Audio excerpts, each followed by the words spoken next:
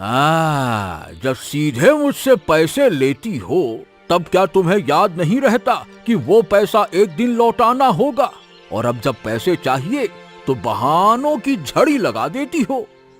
बाबू, मैं तो एक छोटी सी खेती करके सब्जियां बेचती हूँ, लेकिन इस बरसात के बाद से फसल बिल्कुल नहीं हो रही है। बहुत संकट में हूँ। अरे चुप करो, तुम्हारे जैसे लोगों के सारे बहाने मुझको रटे हुए हैं। 18 साल से सूद का धंधा कर रहा हूँ, बाल सफेद हो गए हैं ये सब कुछ सुन सुनकर। बस 1 महीना और दे दीजिए बाबू, मैं आपका सारा सूद चुका दूंगी। यही बात कहते कहते 4 महीने हो गए। अब और वक्त नहीं दूंगा, सिर्फ 5 दिन है तुम्हारे पास। नहीं चुकाया तो अंजाम भुगतने के लिए तैयार रहना। 5 दिन में इतने पैसे कहाँ से लाऊंगी बाबू? आप गांव के मॉडल हैं, हमारी गरीबी तो समझते हैं।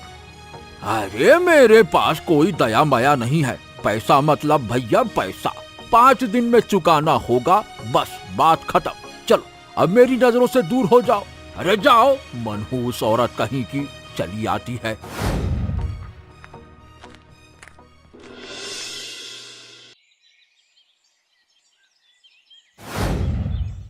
अरे क्या हो गया रेखा, क्या बात है? ऐसे क्यों रो रही हो? कहाँ से आई हो भागती हुई? हैं? मैं अब शकुनी हूँ, मुझे जीने का कोई हक नहीं है, मैं मर जाना चाहती हूँ। ये क्या बकवास कर रही हो? अरे बताओ तो सही, क्या हो गया? किसी ने कुछ कहा क्या? शादी को इतने साल हो गए, लेकिन हमारी एक भी संतान नहीं। इस समाज में मेरा कोई सम्मान नहीं। अरे किसी ने कुछ कहा है क्या? साफ साफ बताओ क्या हो गया? पास के मोहल्ले की जया भाभी के घर बेटा हुआ है। हम सब महिलाएं उसके बेटे को देखने गई थी, लेकिन उसकी सास ने मुझे बच्चे को छूने भी नहीं दिया। क्या? उन्होंने कहा मैं अब शकुनी हूँ, संतानहीन औरत, अगर मैं बच्चे को छू लूंगी तो उसका अनिष्ट हो जाएगा। उन्होंने इतनी बड़ी बात कैसे कह दी? मैं अभी जाकर उनसे बात करता हूँ, रुक जाओ। मेरी कसम, तुम कहीं नहीं जाओगे, तुम मेरी वजह से अपमानित हो जाओगे, मैं ये सह नहीं पाऊंगी। तो क्या लोग ऐसे ही तुम्हारा रोज अपमान करते रहेंगे और मैं चुप रहूंगा? कुछ नहीं किया जा सकता, ये मेरे भाग्य में लिखा है। पर दुख की बात यह है कि मेरी वजह से तुम्हें भी ये सब सहना पड़ता है।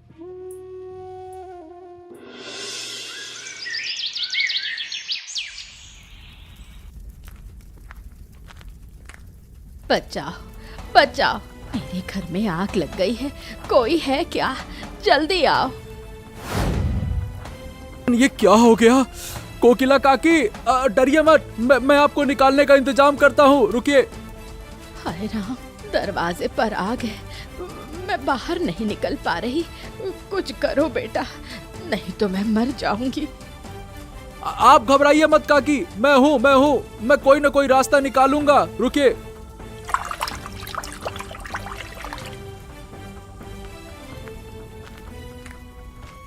मेरी आखिरी जमा पूंजी यही झोपड़ी थी, सब कुछ चला गया।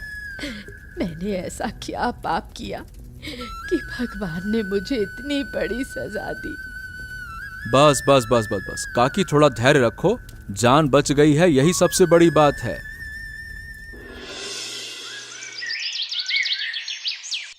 लखन, अरे ओ लखन, अरे लखन जल्दी से इधर आ, मुझे तुझसे कुछ जरूरी बात करनी है। इधर इधर आ।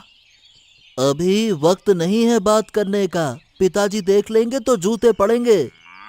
अरे तेरे बापू तो हर रोज तुझको मारते हैं, आज मेरी खातिर 2 जूते ज्यादा खा लेना, लेकिन जल्दी से आ।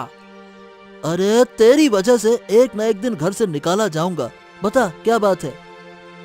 ये बता, तू यहाँ बैल गायों के साथ मस्त है और उधर कल रात बड़ा हादसा हो गया, पता है? क्या हो गया? कोई चोर पकड़ा गया क्या? अरे तो बुलाया क्यों नहीं? अरे तुझे तो बस चोर पकड़ने का शौक है, एक दिन खुद चोरी करते पकड़ा जाएगा तू, बात करता है। अरे मैं जितना दिखता हूँ उतना बुरा नहीं हूँ। बापू की जेब से कभी कभार 200-400 रुपए निकाल लेना चोरी थोड़ी होता है, वो तो हर बेटे का अधिकार है, जो बाप का वो मेरा। अरे तो मुद्दे की बात सुन, कल रात कोकिला काके के घर में आग लग गई। क्या बात कर रहे हो? अरे अचानक से कैसे लग गई? क्या गांव में कोई भूत प्रेत आ गया है क्या? अब तो कुछ भी हो सकता है इस गांव में। काके के लिए बहुत बुरा हुआ। चल चल के चाय पीते हैं। अच्छा, अब समझा। काकी के लिए दुख में डूबे हो, इसीलिए चाय चाहिए, है ना? हाँ रे चल, बहुत दर्द हो रहा है दिल में।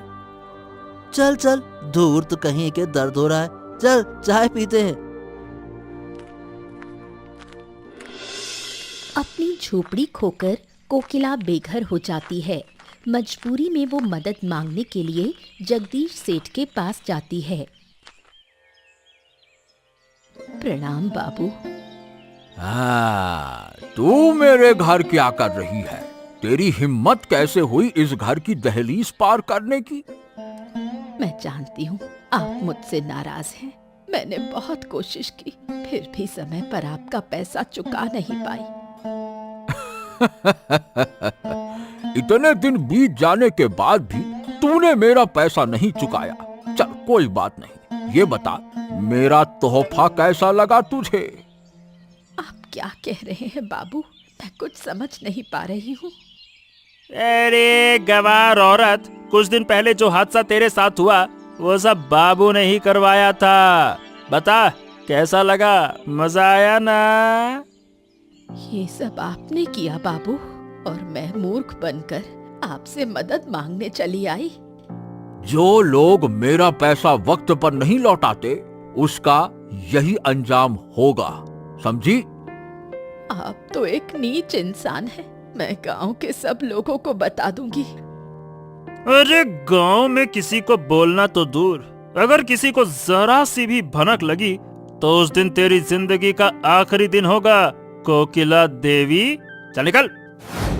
बेबस कोकिला उनकी धमकी के आगे कुछ नहीं कर सकी और रोते हुए वहां से चली गई। जगदीश की धमकी से डरकर कोकिला किसी से कुछ नहीं कह सकी। अपना सब कुछ खोकर वो बेसहारा हो गई। अब वो आश्रय के लिए इधर उधर भटकती रहती है। हो बाप रे, ऐसी तेज बारिश और तूफान में आप पेड़ के नीचे क्या कर रही हो काकी माँ? तू मुझसे ये पूछ रहा है बेटा, और क्या करूं? अब तो मेरे पास रहने की भी कोई जगह नहीं रही। सड़कों पर ही मेरा ठिकाना है। ऐसा क्यों कह रही हो काकी माँ? मैं तो आपको अपनी माँ जैसा मानता हूँ। जब तक मैं जिंदा हूँ आपको यूं अकेले भटकने की जरूरत नहीं है। बेटा, तूने ये बात कह दी वही बहुत है मेरे लिए, पर मैं तेरे साथ जाकर तुझे किसी परेशानी में नहीं डालना चाहती। अरे आप मेरे साथ रहेंगी तो मुझे कोई परेशानी नहीं होगी। और कब तक आप इस तरह से भटकती रहेंगी? चलिए मेरे घर चलिए, मैं आपकी देखभाल करूंगा। लेकिन तब लोग फिर कहेंगे कि मैं तेरी मासूमियत का फायदा उठाकर तेरे घर जा बसी। तारीफ की जगह तुझे बदनामी मिलेगी। लोग क्या कहते हैं उससे कुछ फर्क नहीं पड़ता काकी माँ। आप जानती हैं मेरी माँ नहीं है। अगर आप मेरे साथ रहेंगी तो मेरे माँ का खालीपन भी भर जाएगा ना। हाँ। देखो ना, इंसान की जिंदगी कितनी अनिश्चित हो। कल तक मेरे सिर पर छत थी और आज एक रात में सब कुछ उजड़ गया। मुझे तो लगता है कि इस सब के पीछे किसी का हाथ जरूर है काकी माँ। अगर हम सही से पड़ताल करें तो शायद कोई ना कोई राज तो सामने आएगा। काश मैं तुझे सच बता पाती, जिसे लोग भगवान समझते हैं, उसका असली चेहरा अगर सबके सामने ला पाती। संतान ना होने के कारण रेखा अक्सर उदास रहती थी। भानु चाहता था कि रेखा खुश रहे और इसलिए वो एक अनाथ आश्रम से बच्चा गोद लेने का निर्णय लेता है।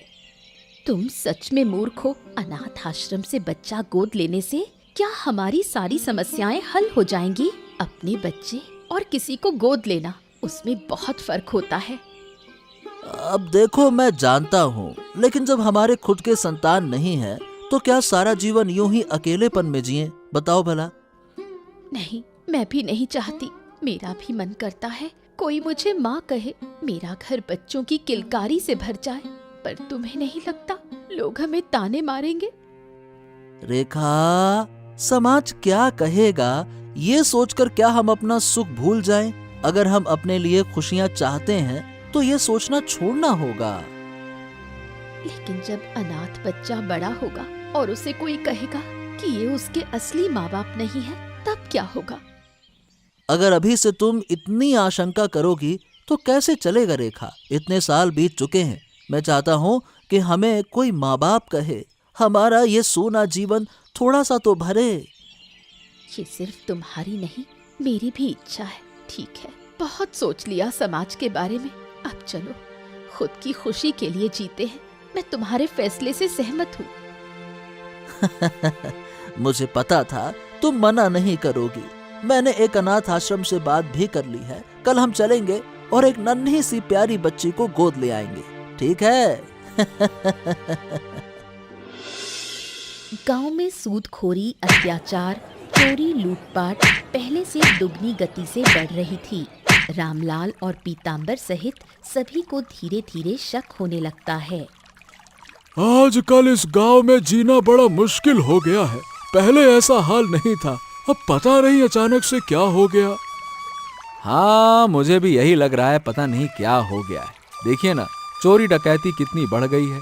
लोगों के घर रातों रात लुट जाते हैं। काकी का देखो, घर जला दिया।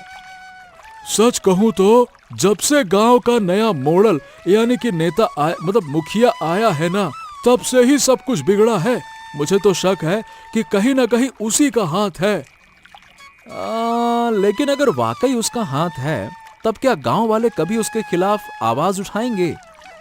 अब देखो, मुझे ये तो नहीं पता, पर अगर किसी अन्याय का पता लगाते हैं तो हमें एकजुट होकर उसका विरोध करना चाहिए। बात तो सही है, लेकिन उसके खिलाफ खड़े होने के लिए हमें सबूत चाहिए। और बिना सबूत के कैसे पकड़े उसे, बताओ भला? अरे, ऊपर वाला चाहेगा तो एक दिन खुद ही सबूत हमारे सामने आ जाएगा। मेरे ख्याल से अमरदीप बाबू ही सबसे सही मॉडल थे। एकदम सही कहा। जब वो सत्ता में थे, मतलब गांव के मुखिया थे, अरे गांव में कितनी सुख शांति थी। मुझे तो शक है कि जगदीश सेठ ने भ्रष्ट तरीके से मॉडल की कुर्सी हथियाई है, वरना लोग अमरदीप बाबू को छोड़कर उसे क्यों चुनते? इतने बढ़िया अमरदीप बाबू हैं। अरे, आजकल भ्रष्टाचार कोई मुश्किल काम नहीं है। मैं तो खुश होऊंगा अगर अमरदीप बाबू फिर से गांव के मॉडल बने। मुरली जगदीश सेठ के सारे गलत कामों में उसका साथ देता था और उसकी मदद करता था। लेकिन एक दिन किसी बात को लेकर मुरली और जगदीश सेठ के बीच बहस हो गई और उसके परिवार को नुकसान पहुंचाने की धमकी दी। अरे नमक हराम कहीं का, इतने दिन मेरे पैसे पर खा रहा था, मेरे पैसों से चलता था और अब मेरे ही सामने अकड़ दिखा रहा है। मैं आपके सारे गलत कामों में आपके साथ था। आपने जो भी गलतियां की मैं चुपचाप मानता रहा, लेकिन अब आप उन सब में मेरे परिवार को घसीटना चाहते हैं। अरे, मेरी बात कान खोल के सुन। मुझे अपमानित करने का नतीजा हर किसी को भुगतना पड़ता है, तुम चाहे जितने भी खास हो। बेटा, मैं तुम्हें नहीं छोड़ूंगा। और आपको क्या लगता है, अगर आपने मेरे परिवार को नुकसान पहुंचाने की कोशिश की तो मैं चुप रहूंगा? मैं आपके खिलाफ कोई कदम नहीं उठाऊंगा। अरे, तेरे जैसे एक मामूली आदमी से मुझे क्या नुकसान हो सकता है? जगदीश बाबू, शायद आप भूल रहे हैं, यही मामूली आदमी आपके सारे राज जानता है। अगर मैंने एक बार मुंह खोल दिया ना, तो पूरे गांव में आपकी इज्जत और ताकत मिट्टी में मिल जाएगी। अरे, अगर मेरी ताकत गई तो मैं तुझे और तेरे परिवार को नहीं छोड़ूंगा मुरली, याद रखना। इतने सालों तक तो आप जितने भी गलत काम करते रहे, मैंने चुपचाप सब कुछ सहा, क्योंकि मैं आपको अपना गुरु मानता था। लेकिन अब अफसोस हो रहा है कि मैंने आपके जैसे घटिया सोच वाले इंसान के लिए काम किया। अगर हर महीने तुम्हारे घर पैसा ना भेजता ना, तो तुम सब सड़कों पर भीख मांग रहे होते। इस बात को मत भूलना। धन्यवाद, बहुत बहुत धन्यवाद आपका। मैं आपका शुक्रगुजार हूं जो आपने आज तक मेरे लिए किया, लेकिन आज के बाद मैं आपके लिए एक भी काम नहीं करूंगा, समझ गए? भानु एक अच्छे अनाथ आश्रम से एक छोटी सी बच्ची को गोद लेता है। उसकी खुशी का ठिकाना नहीं रहता। ये लो भाई, पीताम्बर काका और रामलाल, मैं तुम्हें पूरे गांव में ढूंढ रहा था और तुम लोग यहाँ बैठे हो, हैं? अरे सुबह से नदी के किनारे मछली पकड़ रहे थे, अभी अभी यहाँ आकर बैठकर थोड़ा आराम कर रहे हैं। अरे क्यों नहीं लूंगा, अरे मिठाई भी लो, तुम पहले ये खाओ मिठाई। अरे बहुत बढ़िया खुशखबरी है तुम दोनों के लिए। खुशखबरी? अरे जल्दी बता क्या खुशखबरी है? आज सुबह मैंने और मेरी पत्नी ने एक प्यारी सी बच्ची को गोद ले लिया। उसी खुशी में गांव वालों को मिठाई बांट रहा हूँ। अरे लो खाओ खाओ खाओ। अरे वाह, ये तो बहुत बड़ी खुशखबरी है भानु, मजा आ गया। इतने सालों में पहली बार तूने कुछ अच्छा किया है। वाह, शाबाश, मजा आ गया। बिल्कुल, आखिरकार तुम्हारे बाप बनने की ख्वाहिश पूरी हो गई, हमें बहुत खुशी हुई। अरे मुझे तो बहुत खुशी हुई, लेकिन मेरी पत्नी रेखा समाज की बातों से डर रही है। अरे समाज की इतनी फिक्र मत कर, अगर तुम भूखे रहोगे तो क्या समाज आकर खाना खिलाएगा? जो तुम्हें सुकून दे वही करो, तुमने बहुत पुण्य का काम किया है। वो सभी भानु की खुशी में दिल से खुश होते हैं और मिलकर मिठाई खाते हैं। एक दिन मुरली रास्ते से जा रहा था, तभी कुछ अजनबी लोग आकर बिना किसी वजह के उस पर हमला कर देते हैं। वो लोग मुरली को इतनी बेरहमी से मारते हैं कि वो जमीन पर गिर जाता है। तभी रामलाल वहां आकर मुरली को बचाता है। आज तुम न होते तो शायद मैं जिंदा न बचता रामलाल। अरे कोई बात नहीं, जो लोग तुम्हें मार रहे थे, ये बताओ क्या तुम उनको जानते हो? उन्होंने ऐसा क्यों किया? अरे उनकी शक्लें मेरे लिए अनजान थी, लेकिन किसके कहने पर उन्होंने ये किया, ये मैं बहुत अच्छे से जानता हूँ। देखो, अगर तुम्हें कोई ऐतराज ना हो तो मुझे बताओ ना, कौन था इसके पीछे और क्यों? ये सब कुछ जगदीश बाबू ने करवाया है। उनके सिवाय और किसी की इतनी हिम्मत हो ही नहीं सकती है। अरे लेकिन तुम तो जगदीश बाबू के बहुत करीबी थे, फिर उन्होंने तुम्हारे साथ ऐसा क्यों किया? मैं पहले उनका करीबी था, लेकिन अब नहीं। कुछ दिनों से मैंने उनके लिए काम करना छोड़ दिया। बस इसी वजह से वो मुझे और मेरे परिवार को नुकसान पहुंचाने की कोशिश कर रहे हैं।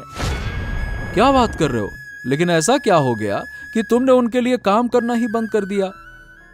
अरे अगर पूरी कहानी बताने बैठूं तो पूरा दिन लग जाएगा। बस इतना समझ लो कि गांव की जो भी हालत खराब हुई है, उसकी जड़ में केवल और केवल एक आदमी है, जगदीश बाबू। और अगर वो सत्ता में रहा, पूरा गांव बर्बाद हो जाएगा रामलाल। ओह, तो फिर तो हमें सारे गांव वालों को इकट्ठा करके उसके खिलाफ कुछ करना होगा। मैं पहले चुप रहना चाहता था, लेकिन अब जब मामला मेरी जान और परिवार तक आ गया है, तो अब मैं चुप नहीं रह सकता। कोई बात नहीं, कोई बात नहीं, डर मत मुरली। अगर तुम सच्चाई के रास्ते पर हो तो पूरा गांव तुम्हारे साथ खड़ा रहेगा। हाँ। रामलाल की मदद से मुरली, पीताम्बर, परेश, लक्ष्मण और बाकी लोगों को सारी सच्चाई बता देता है। सब कुछ जानने के बाद पीताम्बर, रामलाल और बाकी लोग मिलकर जगदीश को सत्ता से हटाने पर चर्चा करते हैं। अरे मुझे तो पहले से ही इस मुखिया पर शक था। जब से ये सत्ता में आया है, पूरे गांव में अराजकता फैल गई है। 1 महीने पहले की बात है, शहर से बाढ़ पीड़ितों की मदद के लिए लाखों रुपए आए थे, लेकिन गांव वालों को कुछ भी पता नहीं चला।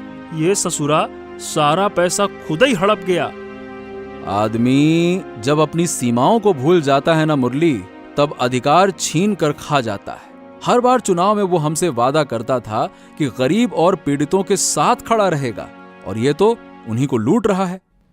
और नहीं तो क्या, गांव में बहुत से लोग तो उसे भगवान मानते हैं, पूजा करते हैं, लेकिन अगर उन्हें ये सब कुछ सच्चाई पता चल जाए तो उनका तो विश्वास ही टूट जाएगा। और नहीं तो क्या, इस हालात में गांव के लिए सबसे अच्छा होगा अगर अमरदीप बाबू फिर से सत्ता संभाले और गांव की जिम्मेदारी ले ले। अरे लेकिन अमरदीप बाबू तो अब बूढ़े हो गए हैं, क्या इस उम्र में वो फिर से ये सब जिम्मेदारी उठाना चाहेंगे? अब देखो, अगर हम सब गांव वाले मिलकर उनसे अनुरोध करेंगे तो वो जरूर मानेंगे, लेकिन उससे पहले जरूरी है कि हम जगदीश को सत्ता से हटाएं। बात तो सही है। अगर जगदीश सेठ और कुछ दिन सत्ता में रह गया तो ये गांव पूरी तरह से बर्बाद हो जाएगा। अगर आप लोग वाकई इसे रोकना चाहते हो तो जल्द से जल्द कुछ न कुछ करना होगा। मुरली, तुझे अब डरने की कोई जरूरत नहीं है, हम सब तेरे साथ हैं। तुम्हारी और तुम्हारे परिवार की सुरक्षा की जिम्मेदारी अब हमारी है, तू चिंता मत कर, ठीक है? सब मिलकर एकजुट होकर जगदीश के खिलाफ आवाज उठाते हैं और तय करते हैं कि अब उसे सत्ता से हटाना ही होगा।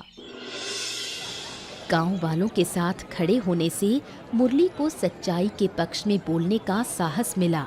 वो जगदीश के सारे गुनाहों का पर्दाफाश कर देता है। गांव वाले सच्चाई जानकर गुस्से से भर उठते हैं। अरे अरे अरे अरे अरे अरे, सुबह सुबह ये क्या तमाशा लगा रखा है? क्यों नौटंकी कर रहे हो तुम सब लोग? मेरे घर के सामने क्यों चले आए? अरे चलो हटो यहाँ से, अरे हटो। आज हम यहाँ से भागने नहीं, भगाने आए हैं। आज हम तुम्हें सत्ता से हटाने आए हैं। अरे बदतमीज कहीं का, तू मुझे सत्ता से हटाएगा? मेरे सामने इस तरह बात करने की तेरी हिम्मत कैसे हुई? मैं तुझे खत्म कर दूंगा। अगर हिम्मत है तो मुझे हाथ लगा कर दिखाओ, तुम्हारे दोनों हाथ काट कर खंभा बना दूंगा। तुम्हारे सारे पाप अब सामने आ चुके हैं जगदीश, अब हम तुम्हें कभी भी अपना मुखिया नहीं मान सकते। किस झूठ की बात कर रहे हो तुम लोग? क्यों नौटंकी कर रहे हो?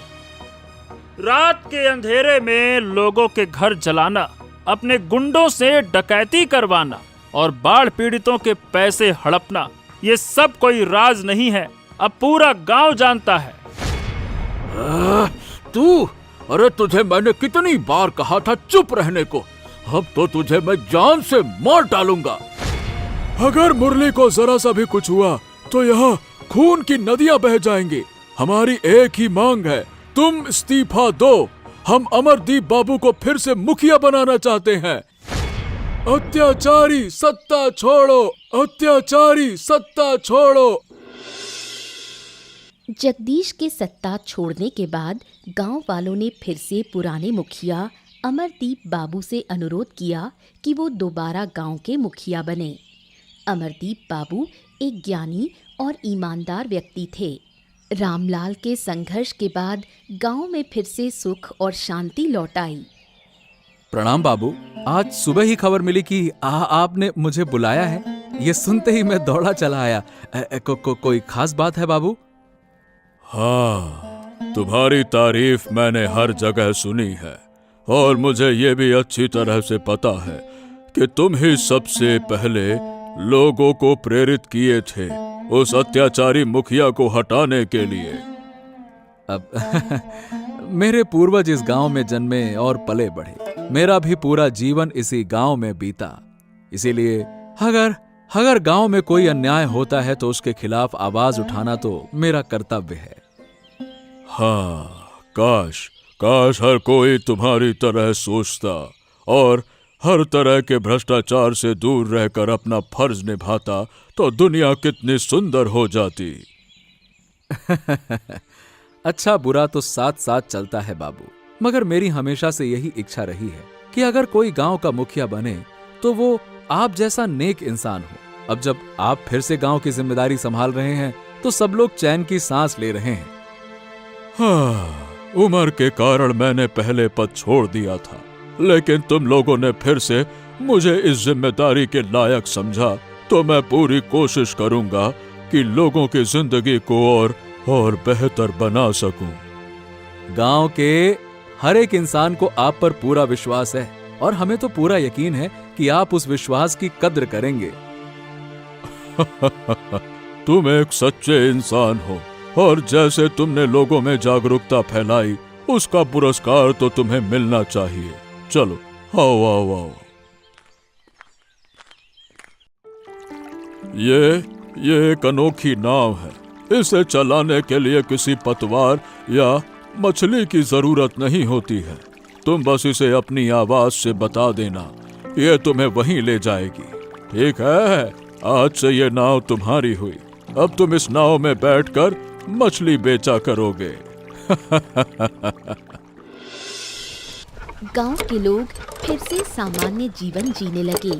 कोकिला देवी के लिए नया घर बना दिया गया और रामलाल अपनी अनोखी नाव से मछली बेचकर अब चैन और शांति से अपना जीवन जीने लगा। वाह वाह वाह वाह वाह, राम दादा तुम्हारी नाव तो सबसे अलग दिखती है। इतनी रंगीन, इतनी सुंदर नाव मैंने पहले कभी नहीं देखी। तोहफे की चीज है भाई, तोहफे की। और पूरे गांव में किसी ने ऐसी नाव नहीं देखी है जो खुद चलती हो। इसीलिए तो इसे विचित्रा नाव कहा जाता है। वाह क्या बात है। क्या कभी हमें भी इस विचित्रा नाव में चढ़ने का सौभाग्य मिलेगा, या फिर हम दूर से ही दर्शन करते रहेंगे?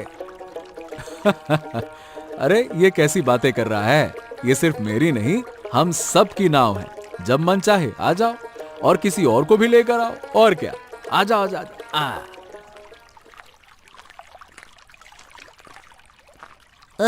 कहिए राम दादा, अब तो शादी कर ही लीजिए। हाँ? फिर अपनी पत्नी को लेकर इस विचित्रा नाव में पूरी नदी घूमा कीजिएगा। पहले कभी सोचा ही नहीं शादी के बारे में। सोचता था इतने कमाई में शादी कैसे होगी, लेकिन अब हालात कुछ बदले हैं। अब मैं भी सोच रहा हूँ कि शादी कर ही लूं। हाँ, तो फिर हमें भी तुम्हारे लिए विचित्रा नाव की तरह विचित्रा बहू खोजनी होगी।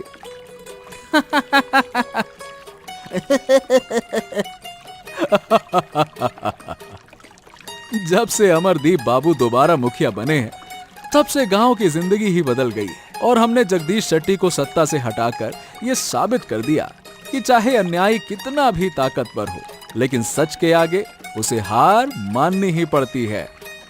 बिल्कुल सही कहा।